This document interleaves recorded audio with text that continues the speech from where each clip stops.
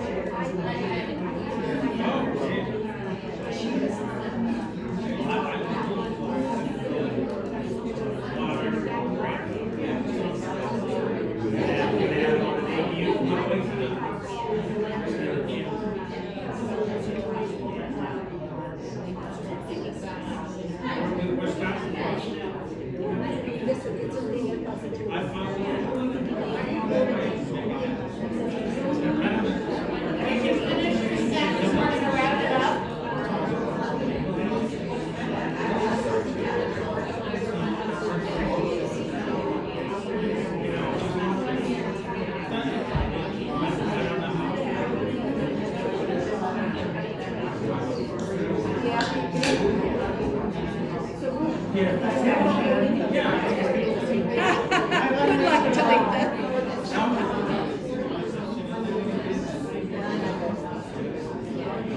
You can finish your sentence, we're gonna start to go forward. Okay. I know, it's awesome. There's much more energy when you talk to each other than just listening to one person, right? Thank you for going with that. I know it's not what you anticipate when you sit in rows and, but my druthers, we'd be in a circle and we'd be having a conversation. So, these are some of the topics. I can't guarantee every single slide goes in this order, but this is generally the outline I went with. This is kind of a high-level session about ADUs. I encourage you, if you have specific questions about your property, the town, that's where you can call me and we can do an intake call and I can start to do some research. And I will just tell you, 8 months on the job, I cannot give you every single bylaw and every setback, and so don't quiz me on that tonight. I will find the right person, I will find the right document, and I will, send that in an email to you, but I won't be able to recite those tonight. So these are the high level issues that we will cover, and then if you have questions, we'll do our best to answer that. So why do we need ADUs? Kind of the different types of units that there are. Who's really important for you as a homeowner to connect with in this process? It can be a really overwhelming process. I'll tell you, the way I found out about the ADU Resource Center is I was a client. So I live in West Harwich and my partner and I wanted to renovate our garage and we got a feasibility study done. And we didn't really know what to do. Who do you call first? Is it health? Is it? So I felt like we were really well served by that. So when I saw this job opening, I thought this would be a really great way to give back to the community. So I try to give a roadmap in the feasibility reports that I offer to people. And each town's different. So what are the general steps to the building process? Tips to consider, common hurdles. There's some definite common hurdles specific to our region and just in general. How we can help at the Resource Center, and we'll look at financial incentives at the end and then next steps. Okay. So I wanted to start with a little bit of levity. I don't know how I came across this quote late last night trying to do this PowerPoint, but Alice in Wonderland, there's no use trying, Alice said, one can't believe impossible things. I dare say you haven't had much practice, said the Queen. When I was your age, I always did it half an hour a day. Why, sometimes I believe as many as 6 impossible things before breakfast. So I find myself in jobs that are an uphill battle with a good social cause, with a lot of education involved in it, and kind of, to some people it looks like slim margins for you to be successful, but I feel like I'm a person that believes in the impossible, so I think I probably do more than 6 impossible thoughts a day. But these are my 6 impossible things I believe about this particular area. I think despite the hurdles and some of the restrictions we have right now, I think that ADUs could be built with greater ease and affordability. It involves us getting involved in government and changing some of that. I still believe that people are here and wanna help and care for their neighbors, their friends, and their family, and this is really an issue about the common good. It's not an easy thing to build an ADU, but it's also not an easy thing to see all these people departing our region because they can't afford to live here. I believe septic and the hurdles that come with it can be overcome in this area. It's a huge issue. If we look at innovation, if we think about new regulatory pathways, and we have open minds. So I'll get into a little bit about the septic piece, because that's a massive piece. I also think that the Cape can be a leader for the whole country on this issue. Right now, the West and the South are leading the way with the development of ADUs and the regulatory pathways they've created in their policies at a state level that we're slowly considering. We do have something right now in the housing bond bill that hopefully will get passed that will make it a by right to build an ADU, that it will clear some hurdles away. They did that in California, and it, you know, the more policies they put into place that kind of took the barriers away, the exponential rise of ADU development was pretty remarkable within 4 to 6 years. We're definitely behind the 8 ball as a state, and I think as a region, we have some issues that we're the canary in the coal mine for the rest of the country. That if we actually got our act together and pioneered, I think we could be a leader. I think community is always strengthened when everyone is housed, especially when the housing options are diverse. We'll talk about how there's a mismatch between what our housing needs are and what the housing stock currently is. It's very mismatched at this point, and that's part of our issue. I also believe that the solutions to these complex dilemmas, anything involving housing impacts climate, impacts tourism, impacts wastewater, everything is all interconnected.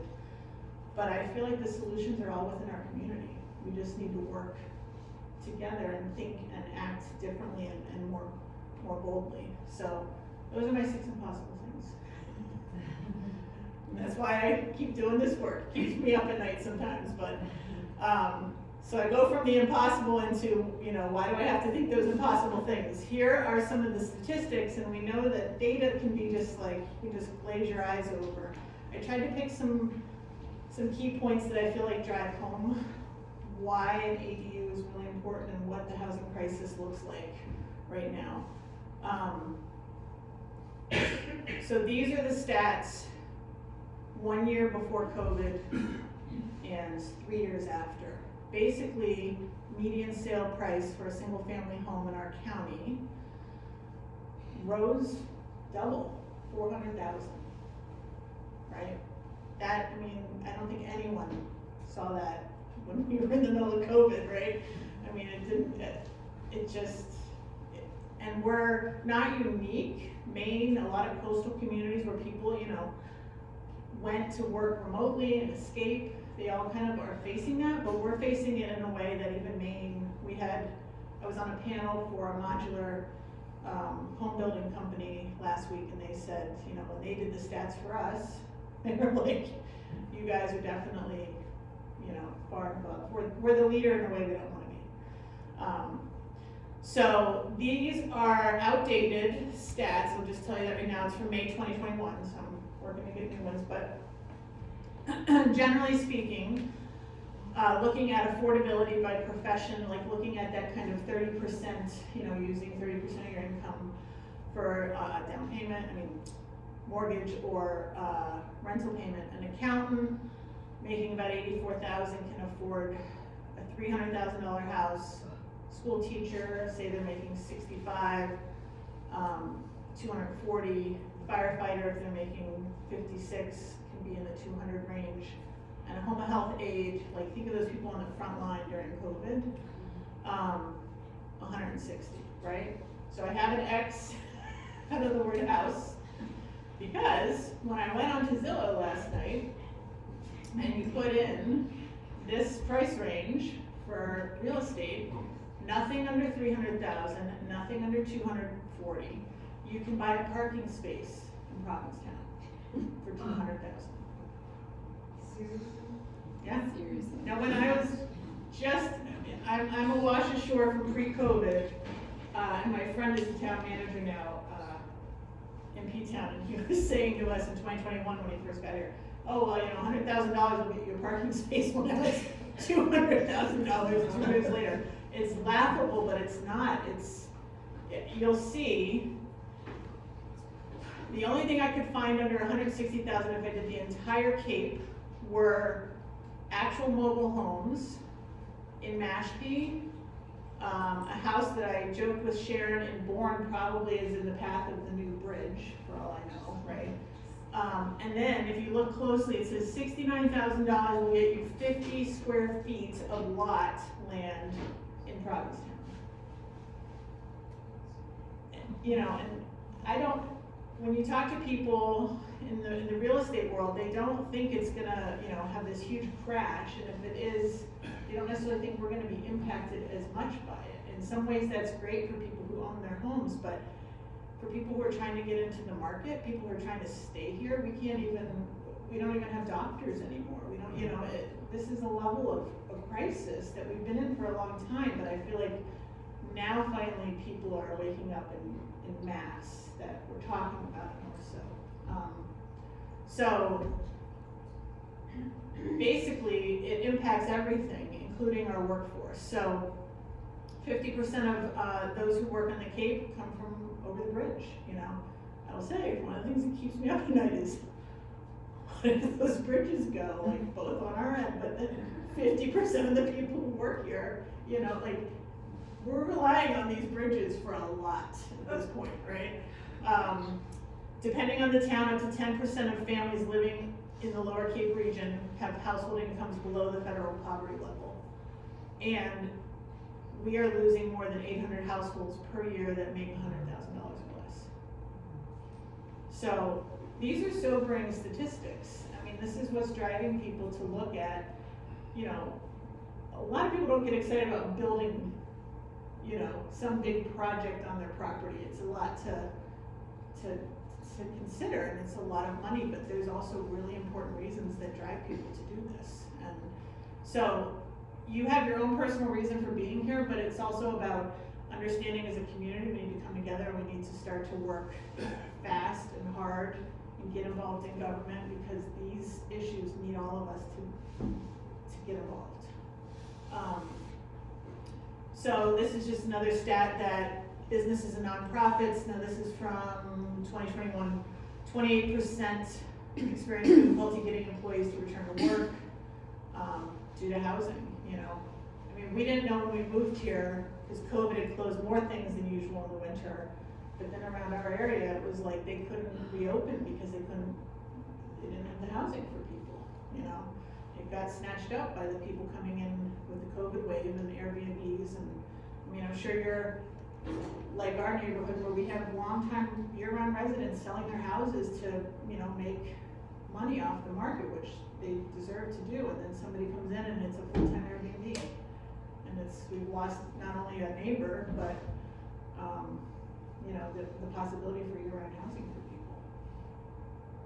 So these stats look at, this is the thing that I did not know about until I got into this role, that our housing market, the housing stock we have is very much designed with one kind of family household in mind, which is not who we are anymore.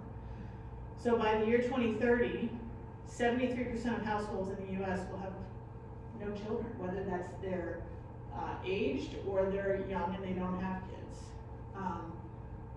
Whereas 64% of the current housing stock as of 2005 are single-family detached homes. Oftentimes, you'll see 2 to 3 bedrooms as a size, right? And yet, when you look at 35% of the households right now are only 2 people, 29% are one person living alone. So you put those two together and you assume the 2 people are a couple, then you have 64% needing 1 bedroom. And yet we have 65% of the housing stock 2+ bedrooms. So there's all these empty bedrooms, right? And yet we also have, zoning and regulations in certain areas where you can't, necessarily have non-family people all living together in kind of a communal way, but our housing stock is not matching what our family structures are and our needs are. Currently, only 11% of the housing stock is one bedroom only. So that's where I feel like ADUs come in. It's a smaller footprint. It matches with a lot of what people's needs are. Oftentimes it's much more environmentally friendly as a build. So that leads us to why we're here tonight.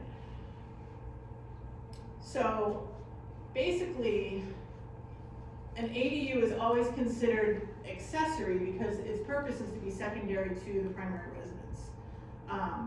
And you know, we've had these for ages. You know, we've either called them in-law suites, most recently granny flat, but historically they were carriage houses, garage studios, backyard bungalows, alley flats. Like generations ago, we designed to have people live who weren't always necessarily family on the same property with us, either as an income or as a worker, or, I mean, this is not a new concept, but we're having to go back and rewrite a lot of regulations and housing law to allow for this, because we have restrictive laws right now that don't necessarily allow for this type of housing.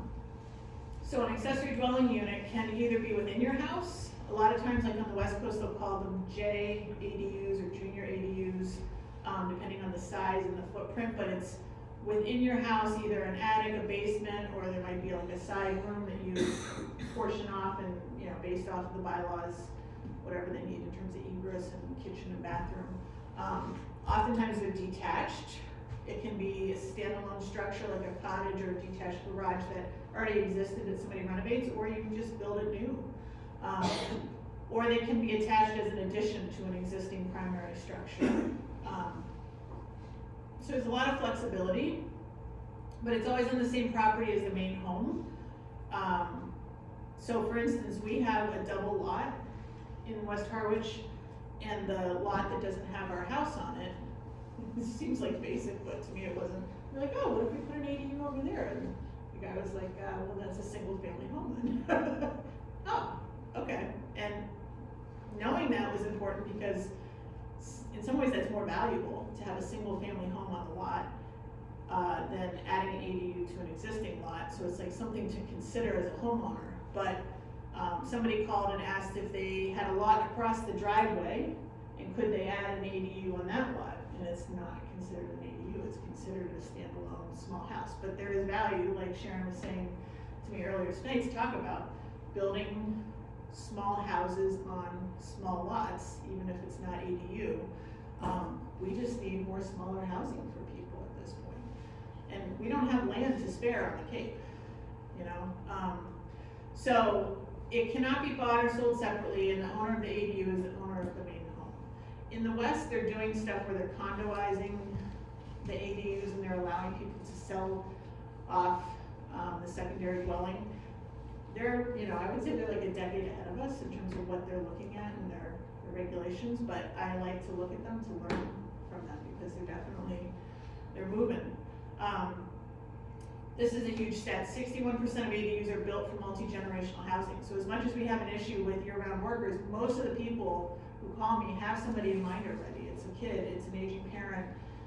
It could be a friend that they know, you know, is a year-round worker. I would say it's more the minority of people who are the common good do-gooders who want to have a, you know, an ADU for just anyone and they don't have anyone in mind for it. It takes a lot of inspiration to do that without someone in mind. I think that someone in mind kind of can help you get to the finish line, but we need more of those people for sure. And now 1 in 5 Americans share their home with adult children, parents, or grandparents. I mean, it used to be very much, you know, the nuclear family, very kind of individualized, and now kids are not leaving the home, or they're going to college and they're coming back, or COVID changed a lot. You know, I think we all hunkered down and people started to bond in different ways. So our housing needs to reflect that. So why does the Cape need ADUs? Partly it can increase the supply of year-round rental housing. This is if pathways are created that make it really easy, and towns are doing their best. They're working every year at town meeting, you'll see probably something on the warrant in terms of ADUs, but we have some way to go in terms of making them even easier to build. It enables homeowners to generate income. I mean, that's a total Cape Cod kind of a thing. You know, here I have my primary house and I want to rent it out. The issue is that it's just become so staggeringly different, the short-term rental versus what you can get in a long-term rental, that towns are trying to figure out how do we allow for an ADU to be built without it getting taken into the short-term rental realm and losing year-round housing, right? How do we convince a homeowner who can make that much more money and it helps them pay their mortgage, rent to somebody year-round? They can often be permitted and built faster than a new home or a multi-unit building for sure. And they really optimize the use of existing single-family homes. They blend into existing neighborhoods, especially if there's bigger lots. It's like this is a perfect way to have gentle, they call it gentle density, right? If it's in line with the character of the architecture, and you know, sometimes you'll never even know that there's an ADU in the back. So it also just creates flexibility for a homeowner that they can age in place, right? So this is a great example of, you could, it's kind of hard to see that the yellow is live, meaning own, that, you know, say a young couple buys a house and they have a baby, and within 10 years that family's expanded, they go from renting the ADU in the beginning to get income to then inhabiting that ADU for their expanded family, to then as the parents age, they can move into the ADU and then rent out the primary home for, you know, either caretakers or, you know, just anyone who wants to rent to get an income stream. So they're, you know, depending on how bylaws are written, there's a flexibility that people like, that they don't have to leave their property. So questions so far? Anything to add, Sharon? Doing great. Okay. So I can't tell you how many images I have of what's the process to build an ADU, and there's some similar steps, and people kind of have them laid out in different ways. So I just had to choose one, and this is very generic, and we'll kind of get into a little bit more. But I do lay out in the feasibility study that I offer kind of what are your steps in your town, who to talk to, what to consider. So I pulled some of that into this PowerPoint tonight. But you want to be able to, and this is where I can help you, understand what the regulations are in your town. Each town is different. We're not, in California, they're regionalized. They're not just statewide bylaws that they've enacted, but they have regional centers like we do that actually have regional calculators, which are really cool, where you can plug in, this is the type of house I want, this is how many, you know, square feet I want, and it'll tell you like how long before you pay, you know, your mortgage off, what can you rent this for. They're far and beyond where we are at this point. I'm hoping we will kind of take some of their learnings.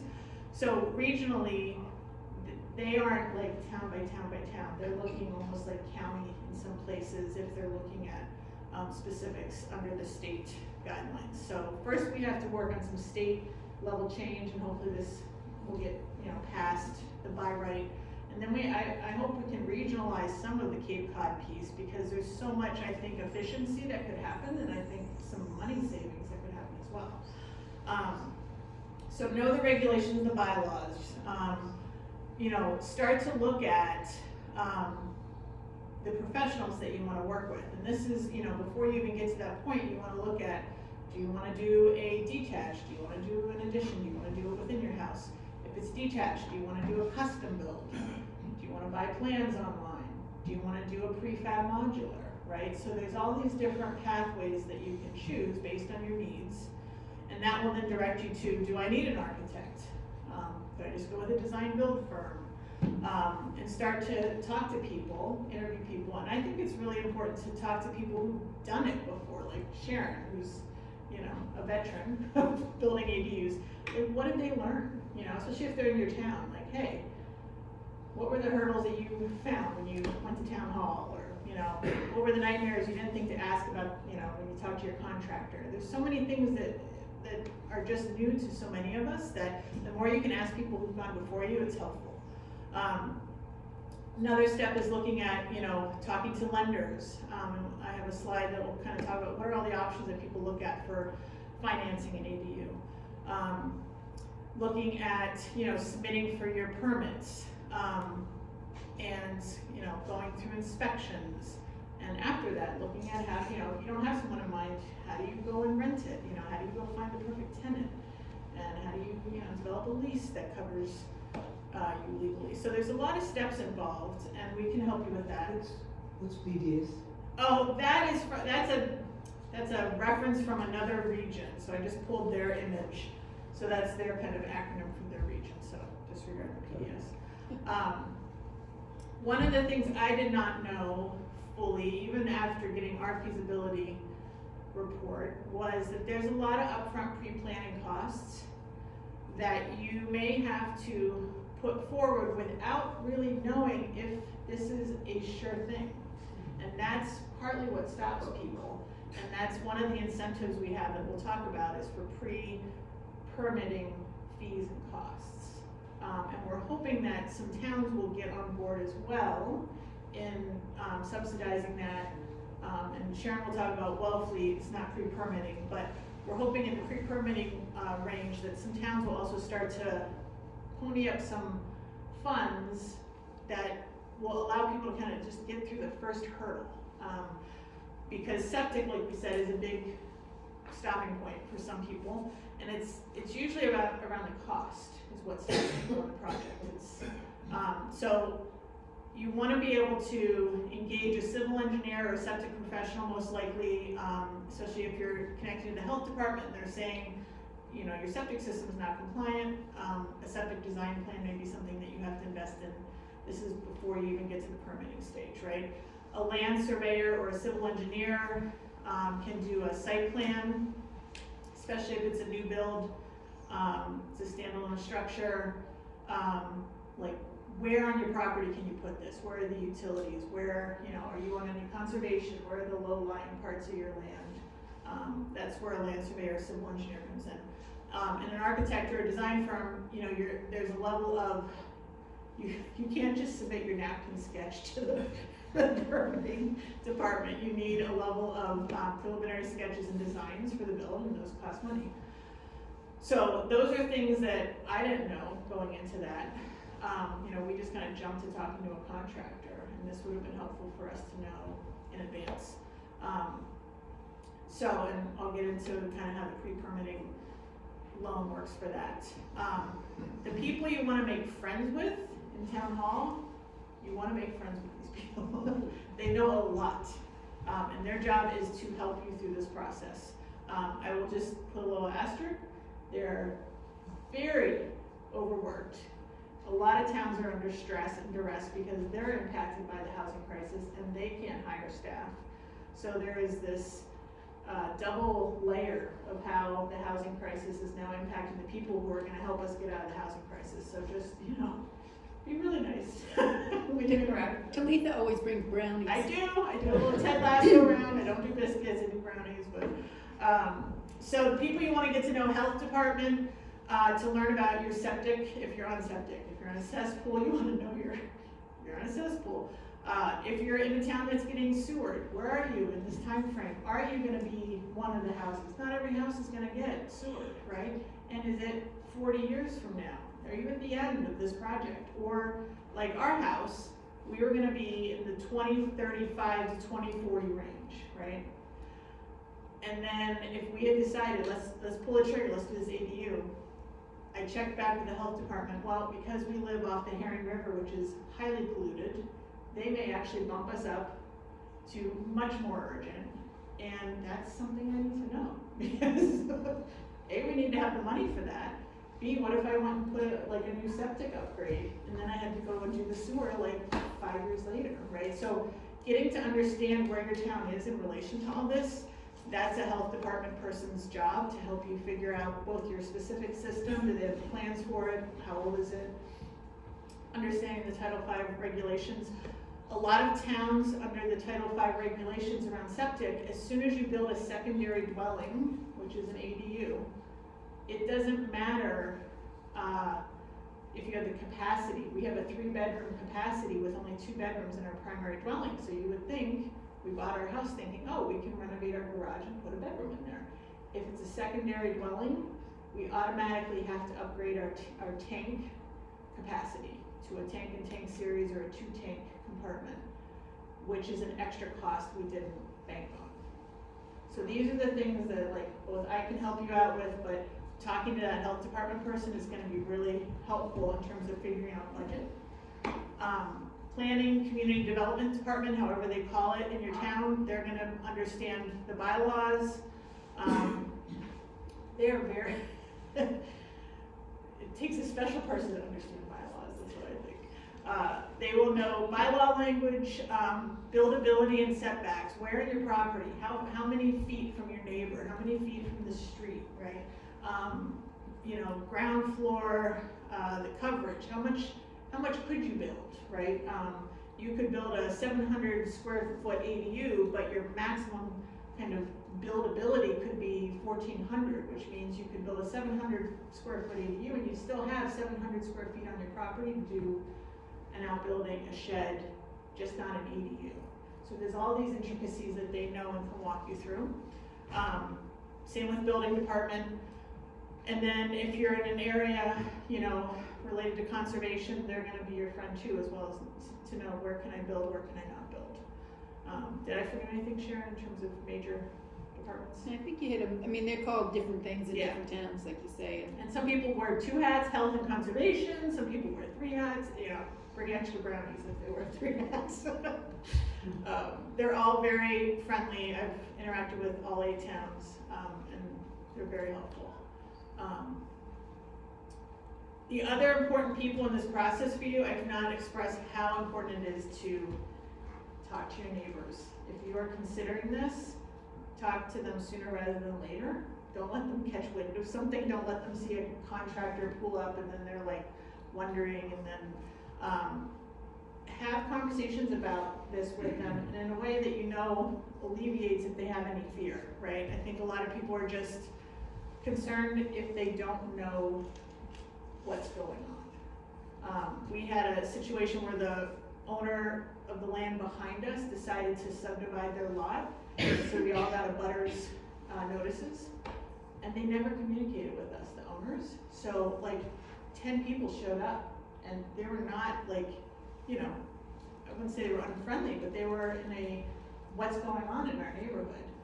And if the neighbor had just simply said, hey, this is what we're thinking of doing, and we knew that that was their intent, so we weren't as upset, but they didn't kind of do their due diligence to just kind of assuage the neighbors that, hey, it's not gonna be a huge development, this is our thinking.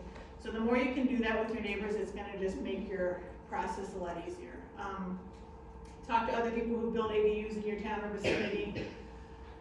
Talk to a couple different lenders. You know, again, you want to get multiple opinions, whether it's a contractor, a lender, engineers, surveyors. There are specific professions like the civil engineers and surveyors where you want to talk to them sooner rather than later if you see that that's a need, because there are wait lists. This particular field, I've been told, a lot of people retire and nobody's filling the vacancy. So the wait list, that the lack of the workforce pipeline coupled with the increase of people wanting to build is causing this log jam. So you wanna, again, I would talk to as many people as you can to get references, and you may have to go far out on the Cape, far away, to find some, you know, surveyor to come. I mean, I know people who get people off Cape to come, partly because sometimes it's cheaper. So those are the types of things you want to investigate, and then whatever type of builder that you want to engage, whether it's a design build, construction, panel company, I'll talk about that, or prefab modular. And these are kind of the things I wish I had known before we asked a contractor to come over and look at our garage. You know, first thing they're going to ask you is, what's your budget, right? There's the chicken and an egg part to this, where you kind of need to know one thing is to know what your budget is, but it'll get refined as you go. But a general big picture budget, what type of ADU, it covers some of this, but, you know, what route you wanna go, if it's custom or prefab, and you could investigate both to find out what's the price difference, what's the time frame difference, what's the look difference, you know, there's, some people don't always like prefab and some of the options that come with modular, some people, you know, so it's all personal preference. And also what amenities do you wanna include? People say, well, what's the square footage, you know, what's the cost, per square foot to build, custom built, versus prefab? It kinda all depends on what people are choosing. The more you customize, the more expensive it is, the more you go back and forth in a prefab process to customize, the less your savings is. So it really depends on kind of what your budget is in terms of what you want to include. But I think the biggest thing is, one thing I did do was I had a huge board of images of houses and plans that I showed to the contractors so they got an idea. Or like sketch it out on a napkin, or if you're somebody that, you know, CAD software, like you can, if you have that ability, do that so they can get on board quickly with what your vision is. Anything to add, Sharon? Okay. So these are the major hurdles I've come across in the 8 or 9 months when I've been talking to people and I've been researching the properties with town officials. I would say the biggest one is wastewater. Whether it is that you need to upgrade your septic, like I was talking about, either tank and tank series, or you need to invest in an innovative alternative system, which for folks that may be in, you know, vulnerable areas or a lot size might require that. Those can be a cost that you need to figure into your budget. Or if you are near the store and you have to upgrade and the betterment fees to hook up to that, right? So that's where you want to talk to probably not just the health department, but I would think the wastewater commission in the town. Lot size can be, for some people, if the lot size is too small, you can't change, you know. One thing there is if you have town water, Yeah. then you don't need the same protection area around a well. So if you have a well Okay. and a septic on the same lot, then Yeah. that's gonna also be a limitation. Okay. That's a good point, because I'm not as used to the well question, so. Construction costs, basically when I've gone and talked to other, like builders and modular companies, they call it island rates, you know, to get over here, we are essentially an island, and it can be upwards of, you know, 50% more, both transporting, supplies, and then labor, you know, whether it's a shortage and you're having to, you know, pay people more to prioritize your project. If they're coming from off Cape, 40 to 50% driving over the bridge, or there's just a shortage and there's a wait list in terms of, you know, sure, I can do your project, but it's gonna be like 2025. So that's where you wanna start to get your ducks in a row. And then some people can come up against, you know, financing challenges based on if, you know, say wastewater increases your budget by 20 to 50,000, and then you have to figure out how we're gonna make that gap up, right? So those are the common hurdles that I see people encounter. Question? Another hurdle now is insurance. Yes. That Yeah. insurers are not covering renovations. On Cape, Okay. because of climate change? Because they're pains in the ass. Okay. I mean, I'm doing renovation and I'm having to change insurance companies, Because of it. I was having a hard time finding someone, and I'm not on the water, Yeah. Interesting to know. Okay. and you have to Well, get your insurance company has to be an insurance company that allows renovation. Okay. And they're hard to find, So you have to check with them first, huh? particularly on the Cape, because we don't have many insurance, Yeah. Options. yeah. Thank you for telling me that. I will investigate that. Yeah, okay. Add another one on the list. So the septic piece is big, and this is where I feel like we could be a leader. California is not on septic. They're sewered for the most part. They're very urban in a lot of the places that the ADUs are being built. So when I asked, there's a ADU guru for the country, Cole Peterson, had a great long conversation with him and said, oh, so, you know, how do you deal with septic? He's like, what do you mean? You know, so we have our own unique challenge in this sense, but I think we could be a leader for coastal communities that are on septic like we are. So, you know, only a quarter of homes in the country are on septic, but 85% of us in this region are. So that's a huge difference. And with the Title V regulations, you know, coming out, the new information coming out this year, there's a lot of changes that need to happen, and with the sewer projects going forward, this is another area where there's a pipeline shortage of like workers. So whether it's, you know, hooking up to the sewer, whether it's the septic install, another place where I hear that there's sometimes some wait list is with like septic engineers, sanitarians, and of that nature. Partly because there's so many of our homes, but all of a sudden, because of Title V saying we need to get our act together, everybody is now on this timeline that's driven by somebody else other than our own time, right? So it's like we're all trying to get into this tunnel at the same time, and you know, there's gonna be an issue of having enough professionals to support all of these upgrades to the homes. So definitely do your research. If you already have companies that you deal with and you like them, then start to ask them questions, you know, in regards to your system and how old it is, and the health department will hopefully have plans to tell you, you know, what you need to do, whether it's just upgrading the actual compartment or the tanks, or do you need a whole new system, or do you need an innovative alternative system based on where you're at. Have people heard of IA systems here? Yes. Yeah, okay. So one of the things that I have gone down a rabbit hole with, that Sharon has followed me a little bit on, is eco-sanitation. Because when I learned that wastewater was such an issue,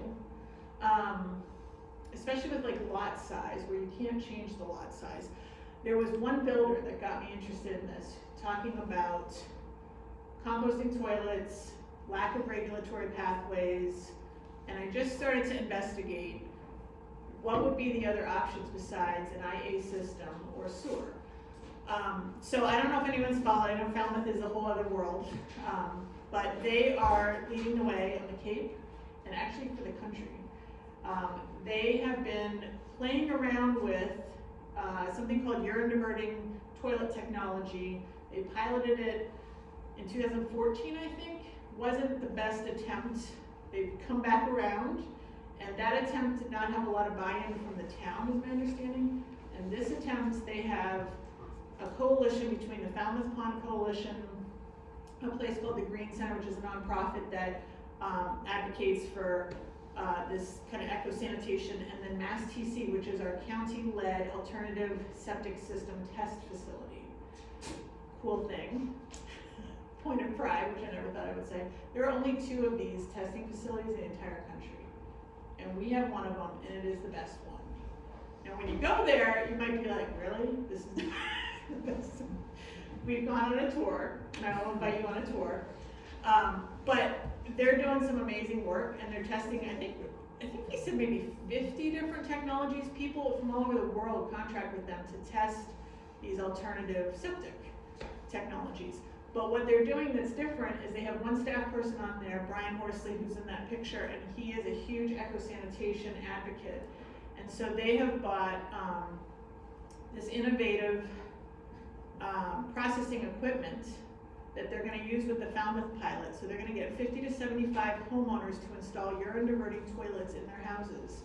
And then they're going to take that urine, because urine diverting toilets basically separate out the urine, and that is where 80% of our nitrogen is coming from. So when you think about the reason we're having to upgrade all this septic and go to sewer is the nitrogen and phosphorus pollution in our ponds and waterways and estuaries, right? And so this is a much more efficient way to totally take the urine out of the groundwater completely. And a nonprofit in Vermont is actually pasteurizing the urine and using it as fertilizer. So Mass TC is leading the way by doing this pilot with Falmouth. They're gonna test it and they're gonna pasteurize it and they're gonna see what the application can be for it, but the DEP at the state level, the Department of Environmental Protection, basically advanced this and allowed them to start kind of midway through the pilot process and shaved off 2 years of time of having to collect all this data. So it's a very exciting pilot that's just starting that is the largest in the country. So it's very cool, and I hope it's not just in Falmouth. I'm really wanting to plant the seeds. The issue is that there's no regulatory pathway right now to have a clear way to install this kind of a toilet to allow a homeowner. My hope is that we could look at piloting this as a way to then build more houses that may not be able to be built otherwise. And if it's an ADU and it's a smaller footprint, and we can use this technology that actually might be more environmentally sound, And that's less expensive. and less expensive, it's a triple win, right? Plus it collects the data. These aren't mainstream until we have a provisional pilot stage of, I think, 3 to 5 years. I don't know how long this, don't quote me on how long the provisional stage is. The pilot stage is 18 months to 2 years. They skip that, they don't have to do that. But the 50 to 75 homeowners are gonna be collecting data for DEP, and that will allow it to go mainstream, hopefully, if the data goes in the right direction. So I'm hoping that we can start to find some people that want to talk to their town and say, hey, I'm interested in trying this out. What would be the way I could do that, right? Question? Sorry, yeah, I was just curious, does this eco-dry box, does that require plumbing? Plumbing in the sense, so, Like, does it require water to divert the urine from the fecal matter? no. No, cool. So that's the thing, is that part of why they were able to skip the process is that it's a less complicated technology than an IA system would be to then study how does the specific IA system go through, yes. Composting toilets are allowed. They are allowed, but I will say, when you ask around, it's not an easy answer. You don't get a, yes, you can totally have a composting toilet. You know, there's a, And it depends on your Yeah. health agent and some other the things. pathway is but not that's- clear, I will say. That might be a preliminary step Yes, before some of these other yeah. But technologies. this is my hope, is that if this is holding up us building houses, if we have social workers living in cars, we have got to think outside the box, right? When Habitat was building in Truro. Yes, they are an years ago, example of we that. put a composting toilet Yeah. to get a 1-bedroom additional. And Nutrient Networks is who did that, right? So they are in collaboration with Mass TC, the Green Center, and Falmouth Pond Coalition, and they will be doing all the install for that. So I went to a summit with Sharon, and we were the focus. They had 25 people, some from international, looking at how could they help us in our region. Partly because if we get it right, we could lead the way. It is happening in other places, but it's definitely not happening here, in the States. Yeah, 2 things. If you have composting toilets as they exist, not this one, I don't know enough about it, you also have to have a system for the gray water. Yes. Right. So that's one thing. The second thing is, how do you clean it? That's what you should come on this tour for. I'm not the expert on these. I'm Yeah, simply yeah. planting the seed. Yeah, in other words, Yeah. Well, think about Audubon. Audubon has composting toilets. no, I'm not talking about Audubon. Oh, you're I'm talking talking about- about this. So you said, yeah, you don't know, but Yeah. the point is, that would introduce some moisture into it if you needed to wash it out. Toilets, you might need to clean it once a week or something, so Yeah. you don't know. Look forward to learning more. Yeah, well, so join me in the spring. Sharon can attest, it's very fun. It's very fun. We're in the glaring sun, so you start in a just desolate looking, depressing field with septic systems everywhere. At one point, we were talking to one of the staff, and this thing just sprung a leak, and we're like, okay, just walking back. And I said, that's clean water. We're like, okay. So we start at Mass TC, which is the testing facility. It's at the what do you call it? The Air Force Base? No. Yeah. Otis, yes, in Sandwich. And then 5 minutes down the road, we go to what I call Paradise, which is this couple's home that used to be, I don't know if anyone ever remembers hearing of the New Alchemy Institute in the 70s and 80s. Okay, so it was a kind of a scientific research lab, very innovative, started by a Woods Hole scientist, John Todd. And so it has ceased to exist, but on that same land, there's now people in a co-housing community. And so the Green Center's on that facility, and they have toilets. They're kind of like the experts on it. So I start at Mass TC and at the Green Center. You can kind of see them in action, ask a ton of questions. But what I want to do is get people from all different silos on these tours talking. You know, town planner, health director, homeowner. So when we did the first tour, we had 2 people from Martha's Vineyard. We had a planner, we had a ADU advocate, we had Sharon, we had a modular home builder, somebody else. And they all started, you know, percolating, which is what we need to do. These new ideas need to take root. We need to figure out what are the pathways, what are the hurdles. So if you're interested, shoot me an email. It's weather dependent, that's why it's in the spring, because Mass TC is outside. But that's my rabbit hole I've gone down. Now you've gone down with me. I even had a little rabbit hat, but I didn't put it on today.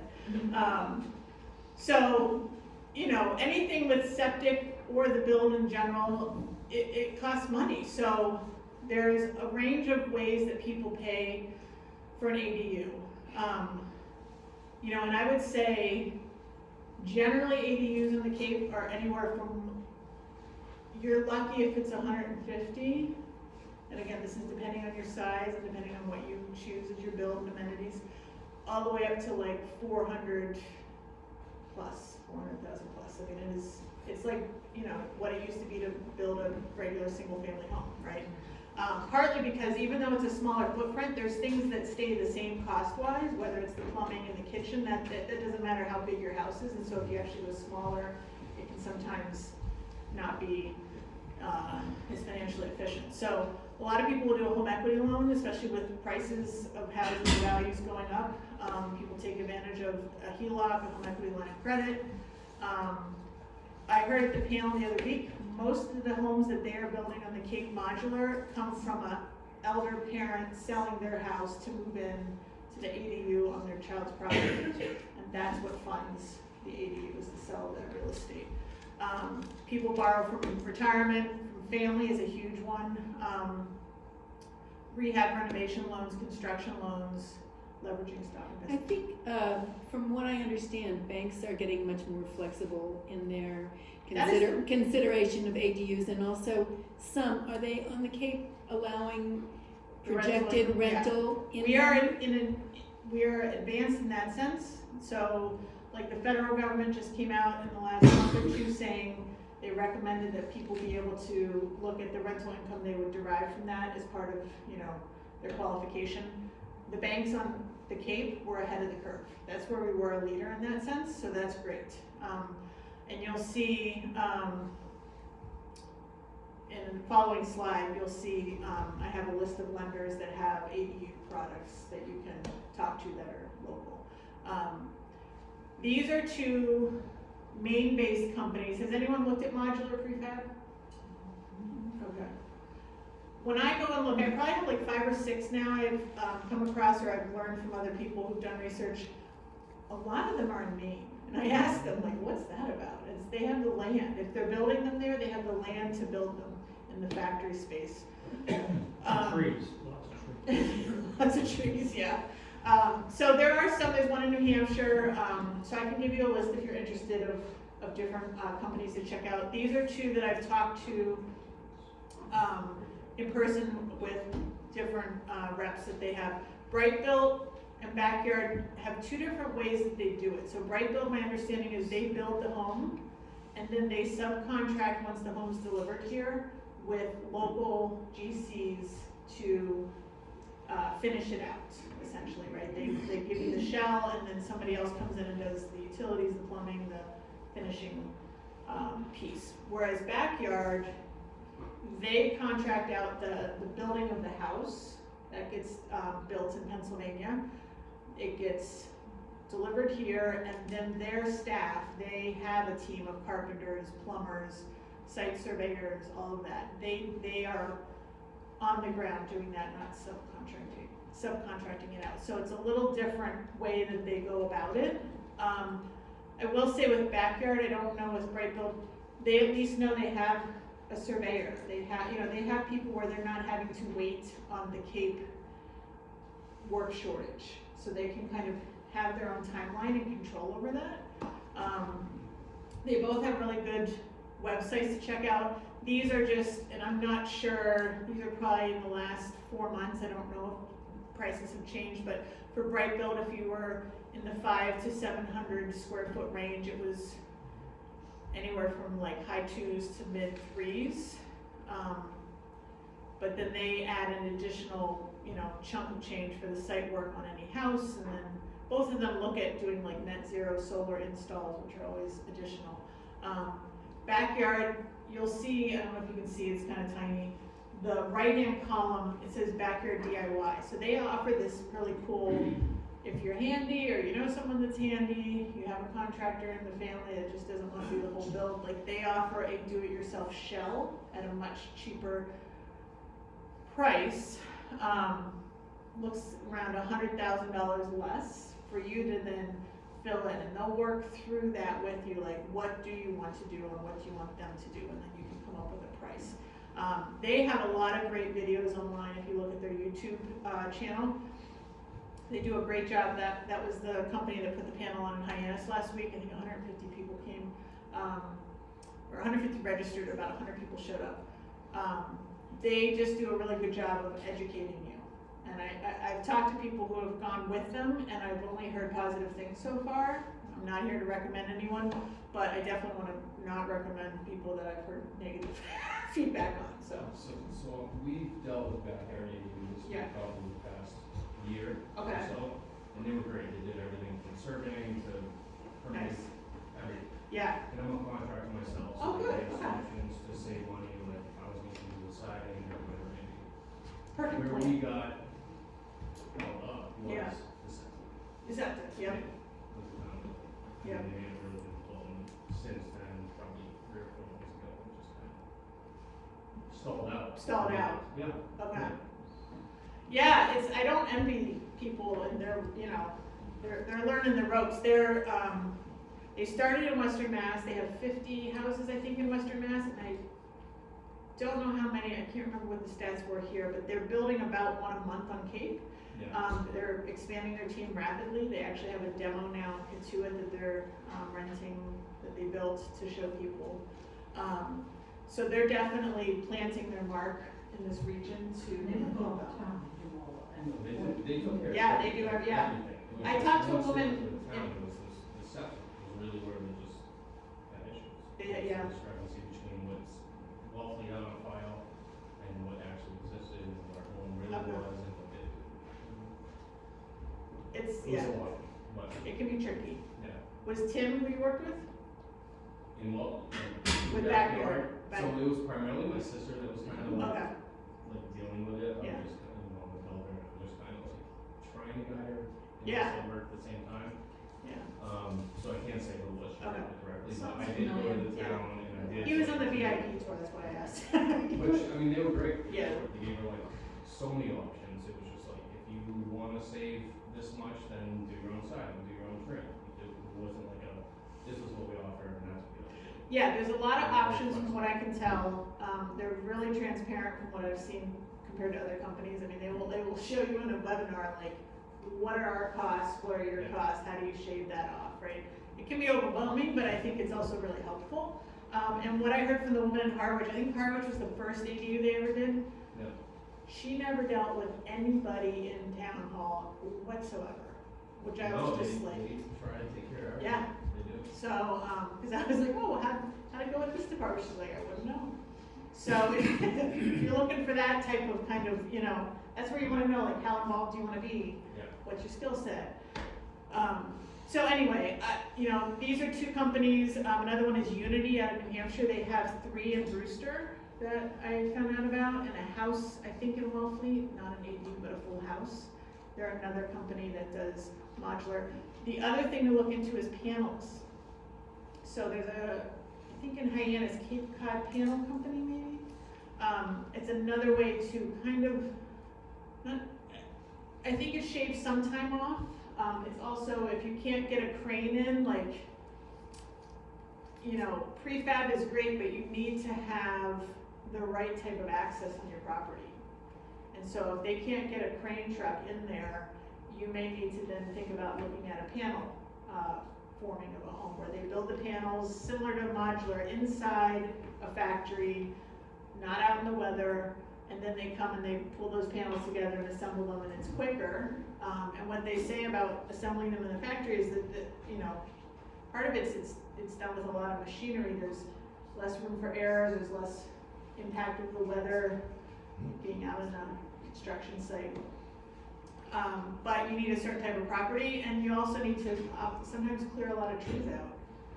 And that can be a stopper for people. Like, I don't wanna clear any of our trees out in our, so they can't crane them over the trees, we have giant pines. So that's where you need to just kinda talk to them, but they, usually you can get a feasibility study. I don't know if Bright Build does it, but, it's $600 now, I think, through Backyard. I'll do. And the nice thing with them is you can do that and take it to a builder. You don't have to do it through them, and they're very upfront about that. So you can use that and go another route if you want, right? Do custom. So, and the other thing is at least with Backyard, they won't do additions. They won't do second floors to an existing garage. Like, those are the things I've asked about. It's just a detached, separate structure that's kind of what they're designed to do. They do small homes, Yes, like they on do small small homes, lots, yeah. for example. But they won't build on top, like, we have a garage and we wanna do a second floor, they won't do that. Yeah, so. But will panels do that? That's a good question. I wanna look into that personally, and I haven't gone down that path, enough yet. But what I've heard is that if you have a garage and you think, hey, this is great, we already have a garage, just renovate it. What I learned at the panel the other night was that, first you have to make sure the foundation is set for residential versus just this garage structure. And you might more likely than not, they say it's a tear down, which I was like, that's not what I wanted to hear, but from there, you can build with panels for sure. I don't know if there's an existing structure, if then you can build on top of that with panels. I don't know, but there's a great video that Cape, I'm looking at the builder, but they used a panel company in Hyannis for This Old Homes 2020 Cottage of the Year, or it was like House of the Year, I think, and it had an ADU, and they had all these great videos about how the panels were built, constructed, assembled, and it was an ADU connected to that build.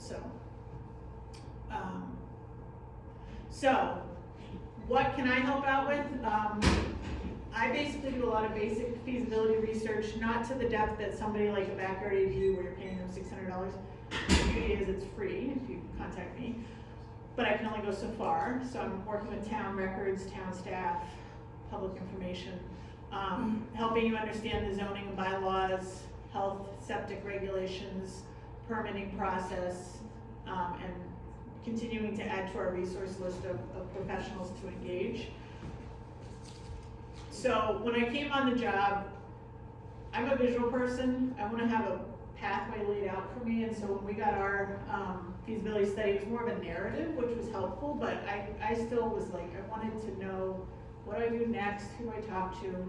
So I came up with a template that I basically tweaked for each town. So I have 8 templates, some of which are by right or special permit templates, so I probably have more than 8 templates.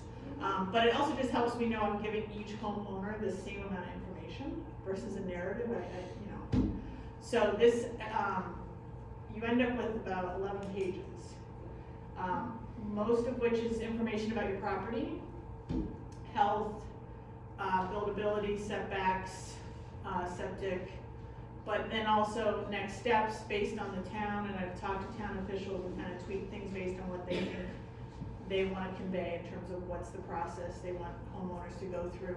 And then you end up with 11 or 12 primary documents that I'll source for you that you don't have to go search on websites, which are usually poorly designed.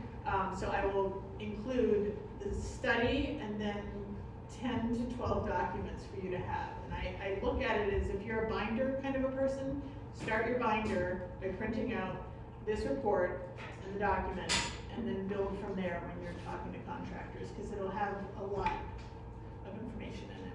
So if you're interested in that, you can go to lowercapehousing.org/ADUs. You'll see a blue box, general inquiry form. It takes you to the bottom of the page, and then just fill that out and it'll come to me. And then I will be in touch.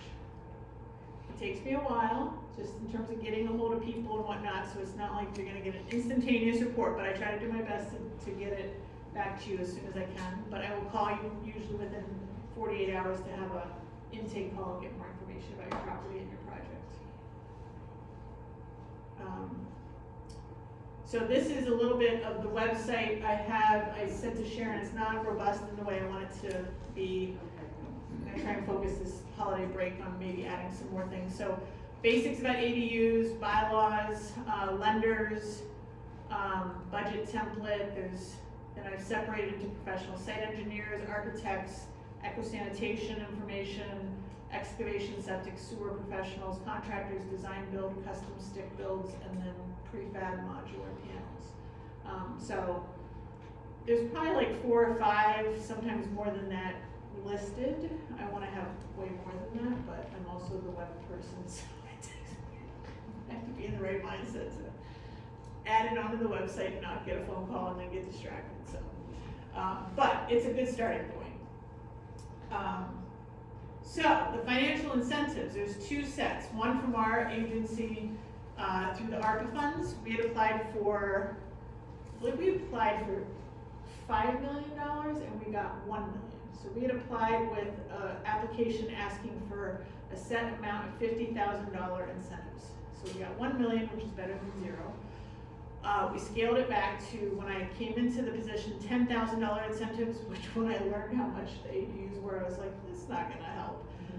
So we condensed how many we gave out and upped the amount to 25,000.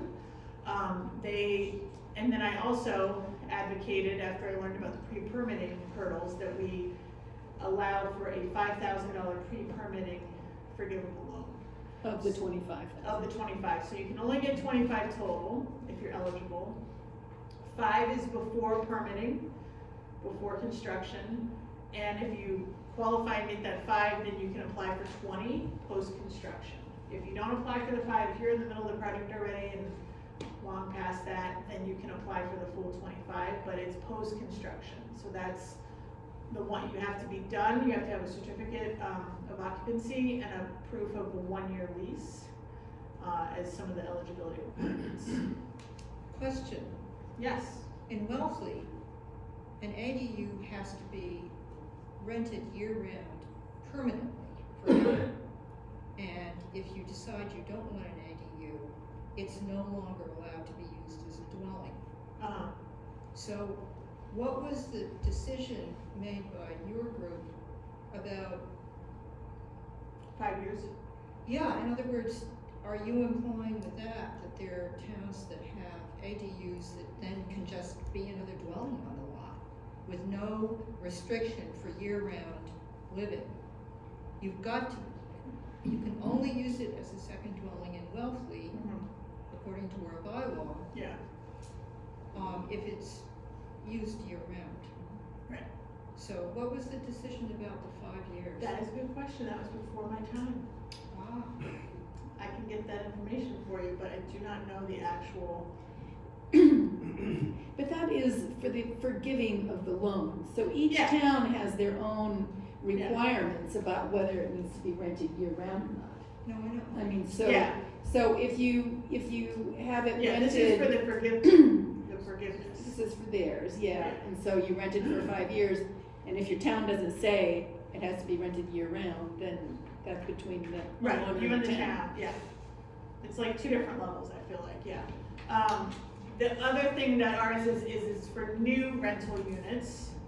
It's not for amnesty of a unpermitted unit that you might be renting, but you need to upgrade it, or it's seasonal and you need to, our focus is on creating brand new rental units. So Wellfleet, Sharon, I'll hand it over to Sharon they have a slightly different set of criteria and who they support. And that, that's kind of with any funding, it's like we're all gonna be picking different things to focus on, so. Right. Do you want to Take it slide away? on that, or? So, I just remember that, yeah, so for the pre-permitting, it's like land use studies, site surveys, septic design, structural designs. The caveat with the 5,000 is that whatever paperwork you get, whatever plans you purchase with that money, you need to submit a copy to the CDP, and we will share that with the town if they wanna have it on file. The point being that if we put 5,000 towards that and somebody has the plans, decides not to go through with the ADU, they first of all have to give us good cause for it to still be in the forgiven category, but if they then just sit on those plans and nobody benefits from that down the line, this is at least one thing we get out of that $5,000 loan, is that we can offer those plans to be on file at the town. So that's the one caveat. So then Wellfleet has a brand new program that Sharon's gonna talk about. Right, so through the Affordable Housing Trust, we've created our own forgivable loan program. It's for Wellfleet residents only, whereas yours is for anybody in your catchment towns, area. And it's $10,000, so it's not a huge amount of money, but it can be combined with the ADU Resource Center's loan, so that would be significant. And again, it's also forgivable on a 5-year basis, and it also covers like renovations and conversions of a shed into a unit, or a variety of different things that aren't covered under your program. Or if you have an ADU and it was, it's no longer compliant and you want to upgrade it, then that money can be used for that as well in Wellfleet. And again, it's 5 years of full, so our zoning bylaw, as Helen pointed out, it's required in perpetuity. As long as it's an ADU, it has to be rented year round. It cannot be short-term rental. And if you decide that you are no longer interested in renting it, then you have to go back to the building commissioner and change the use on the property and take out the stove, and usually they're requiring these days anything that connects to the stove. So if it's gas line or electric lines, or those all have to be removed, because before people were taking the stove out and then inspector leaves and they put the stove back in. So that doesn't fly anymore. And if you, so as a forgivable loan, each year 1/5 of the loan is forgiven. So if you rent it year round, and also Wellfleet's has to be rented affordably.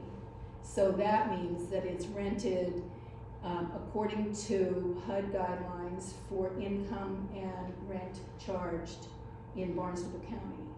Those figures change a little bit every year, but and people fit this in the Housing Trust's loan. The ADU Resource Center will be managing that as well. So they are going to be the ones who will be checking each year to make sure that you have a year-round lease, that you have a tenant in there year-round for the 5 years. And then after that, hopefully we'll have a town planner who will be doing that. That's my goal. But so it's great. They can be combined. And Harry or Kathleen, do you guys have anything that I forgot? Okay. All right. Yeah. The word affordable is hard. I just moved here to Lexington, and affordable meant 25% lower than market. So affordable here, by these guidelines, it's determined by HUD based on area median incomes. And So that's much less than affordable.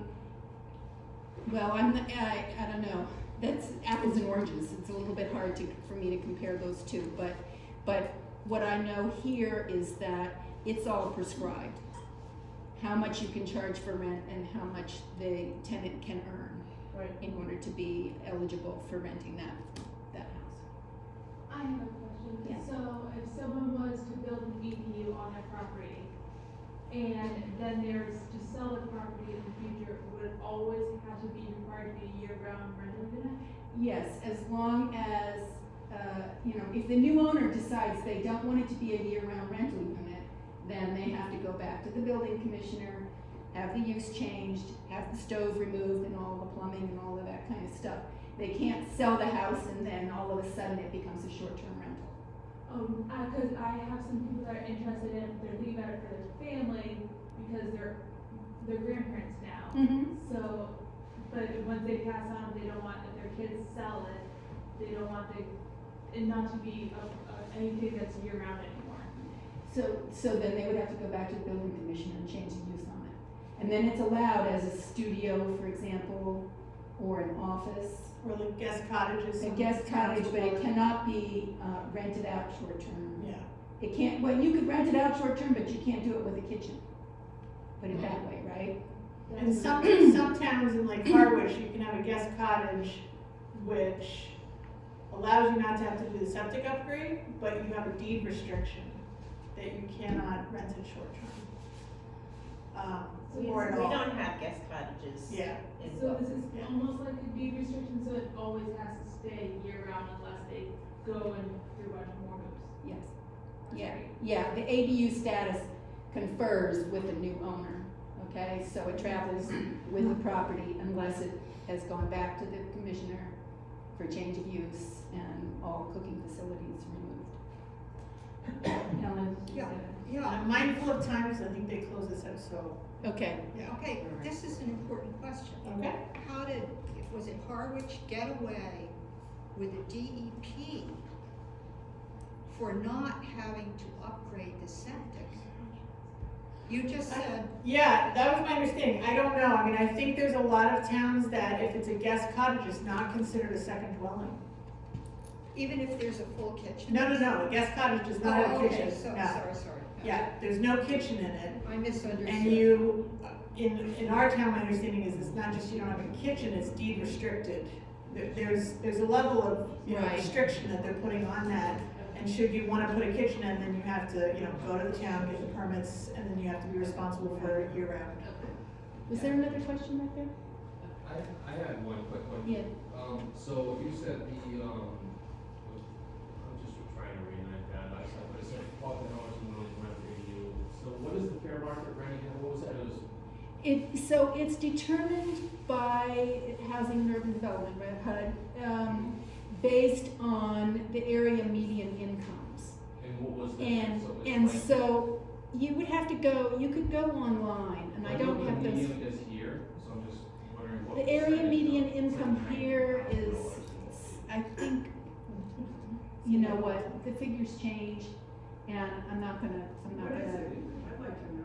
The median, I mean, it's, 90,000. Okay, so that's the area median income. Yeah. That's 100% of area median income. And so the, So 25%. no, it's not 25, so it's not a 25% figure in this case. They set the level of the rent, and you can go online and you can type in 2023 Barnstable County affordability guidelines or restrictions, and they can give you those figures. They do change between years, and, so, I don't wanna give you misinformation. And that was actually 21, my apologies, but I just looked up. Yeah. Yeah, and 21 was 90. Yeah, But isn't it usually 30% of that? well, That the rent can be set at? typically, I'm not entirely sure how they do it, and I don't wanna say the That's wrong look it up. thing. Yeah, so, yes, generally speaking, it's considered affordable if it's if you are only paying 30% of your income on your total housing costs. But that's not necessarily the way HUD is setting it, okay, so, I have one more lot of a certain size is restricted to how many bedrooms it can have. Does building an ADU on that sort of add to the number of bedrooms that exist on that lot? No, you still, and this may vary from town to town, it may vary on how you deal with septic issues, but in general, the number of bedrooms you're allowed to have really is based entirely on septic capacity. And so if you have a lot that is capable of, or a septic system that's sized for 3 bedrooms, and you have 3 bedrooms in your house, and you wanna build an ADU, you have to figure out a way to lose a bedroom in your house. Yeah, they call it decommission. So you can widen doorways, you can remove closets, there's a number of things you can do. But you cannot add another bedroom. If it's a septic, is there a way to upgrade the septic? To allow more bedrooms? Yeah. There was a period where they were saying if you put in an IA system, you might be able to get another bedroom, but that might have gone the way of the dodo.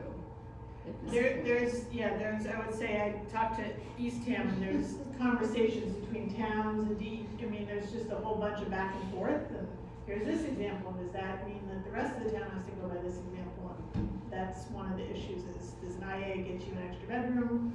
Is it based on where you're at? And in the future, it may be possible to use like composting toilets and things like that That's, to add density, but we're not there yet. One more quick. And like, let's see, the gentleman in front of you and then you. So the multi-generational, issue before, where 61% of Yeah. ADUs were multi-generational. If that multi-generational family doesn't meet the income standards, then you can't have an ADU. Oh, no, Is but that you correct? can't use the loan. you can't use the loan, yeah, it's Okay. just the loan. So if you can build an ADU in Wellfleet. It used to be that we only allowed affordable units. Now, in Wellfleet at least, you can charge anything you want for the ADU.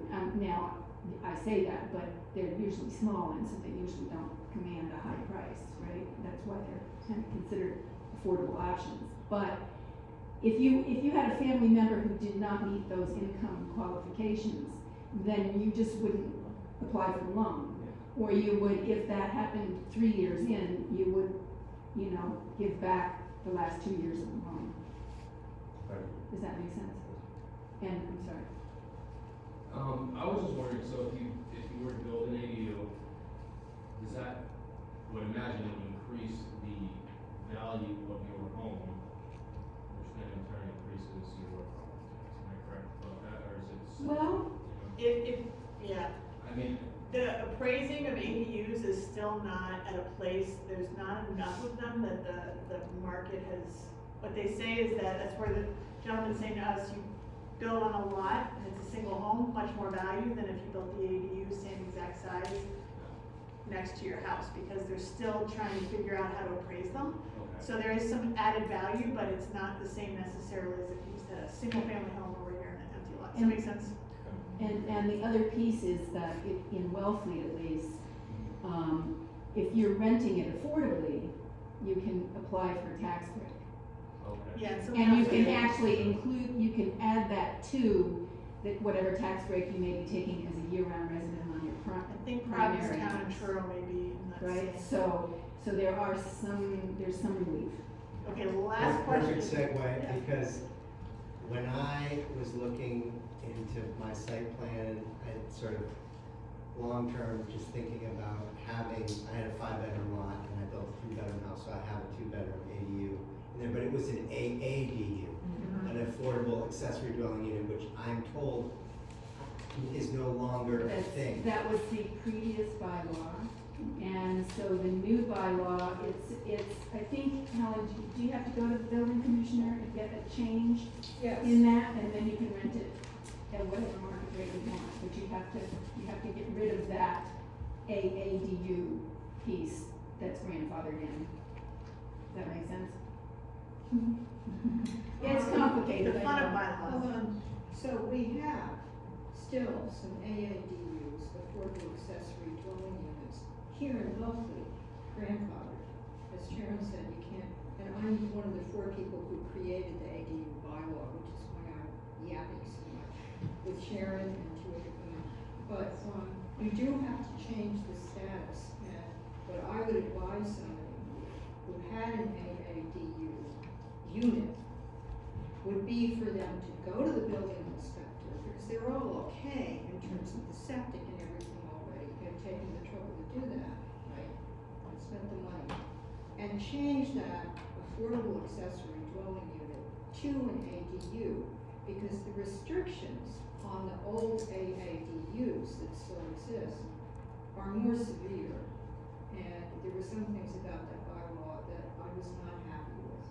In other words, if your income goes up in an AADU and you don't qualify anymore under the, terms that Sharon has described, you have to get out legally. And that's not cool.